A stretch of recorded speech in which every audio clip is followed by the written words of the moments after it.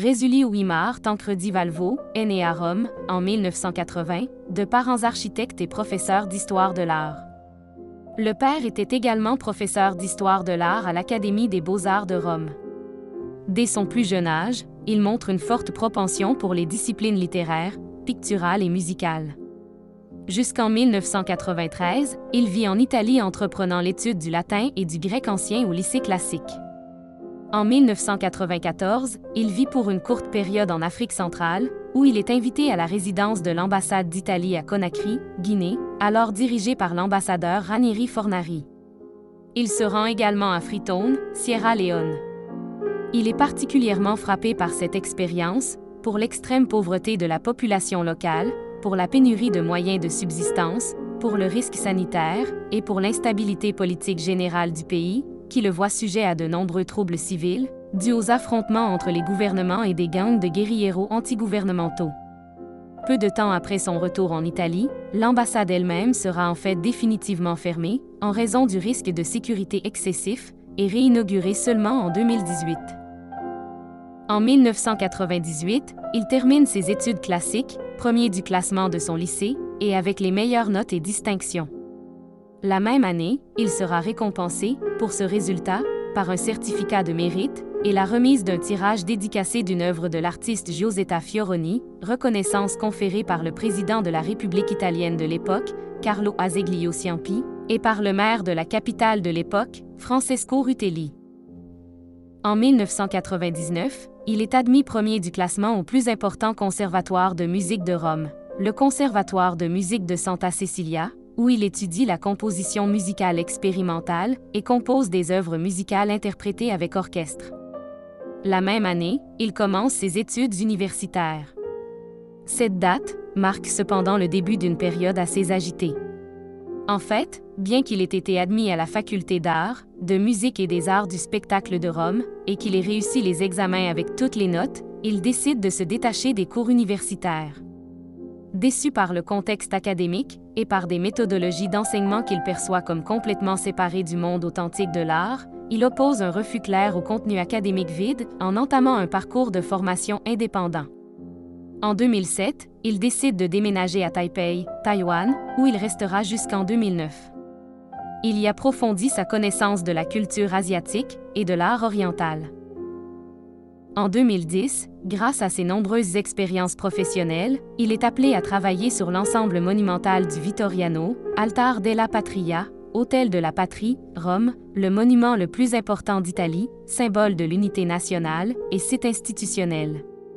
Ici, il a travaillé jusqu'en 2015 à l'organisation de plus de 36 expositions d'art majeurs, organisées sous le patronage du président de la République italienne, dont Vincent van Gogh, Salvatore Dali, Tamara de Lampica, Renato Guttuso et Piet Mondrian. Ces aspects, ainsi que les expériences antérieures de la vie en Afrique centrale et en Extrême-Orient, auront naturellement une forte influence sur sa production artistique littéraire, musicale et picturale.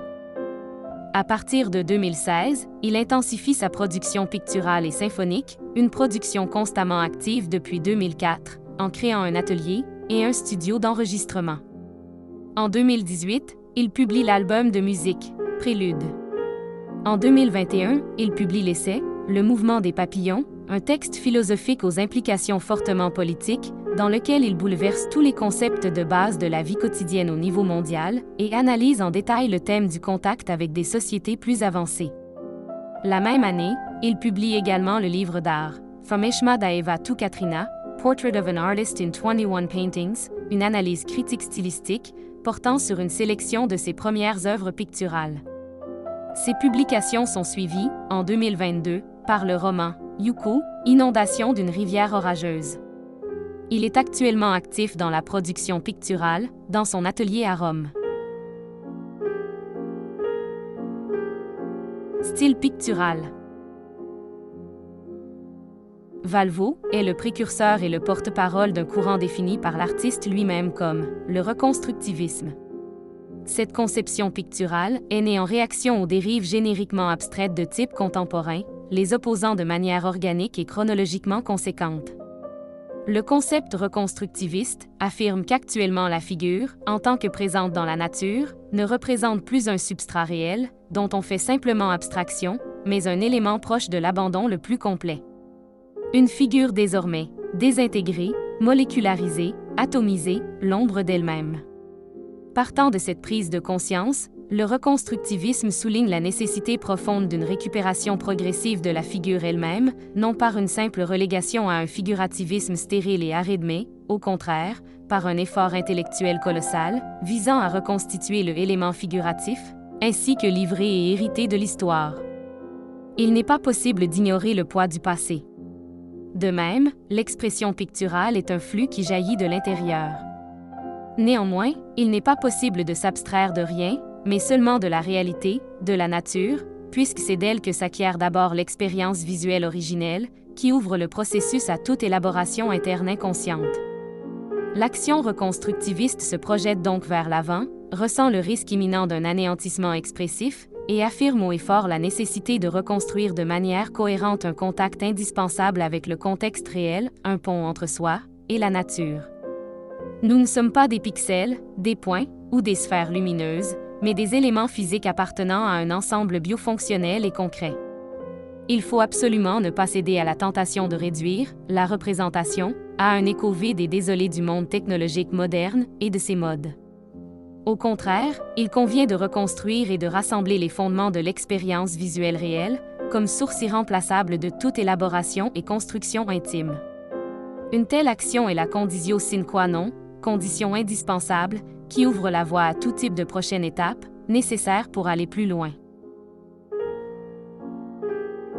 Ma relation avec la toile est extrêmement conflictuelle, presque violent, et, loin d'être coopératif.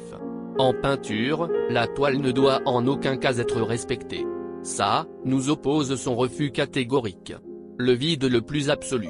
La toile doit être attaquée sans aucune hésitation. Profanée, torturée, détruite, anéantie, défaite. Jusqu'à sa reddition inconditionnelle. Ainsi, et seulement ainsi, s'ouvre la porte du flux créatif pur. Au pont entre conscient et inconscient. Ô l'énergie infinie. Ô l'éruption synaptique. Au rayonnement rayonnant, à ce que l'homme a toujours ardemment désiré, et est habitué à définir, à tort ou à raison, d'une seule manière. Art. Œuvre. Les œuvres de l'artiste sont disponibles sur le site multilingue, artatelier.org. Le lien est disponible en bas de cette page.